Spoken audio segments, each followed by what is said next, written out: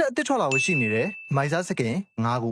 ပထမဆုံးစကင်ကတော့ Moscow Collector Skin ဖြစ်ပါတယ်မကြခင်မှာထွက်လာဖို့မျှော်လင့်ရတဲ့စကင်ဖြစ်ပြီးတော့ဒီ Natalia Collector Skin လိုမျိုးပဲ free ပေးသွားမယ့်စကင်ဖြစ်တယ်လို့ဒီ skin animation တွေနဲ့ scale effect တွေက Lanyard Skin လောက်ရှိတဲ့စကင်လည်းဖြစ်ပါတယ်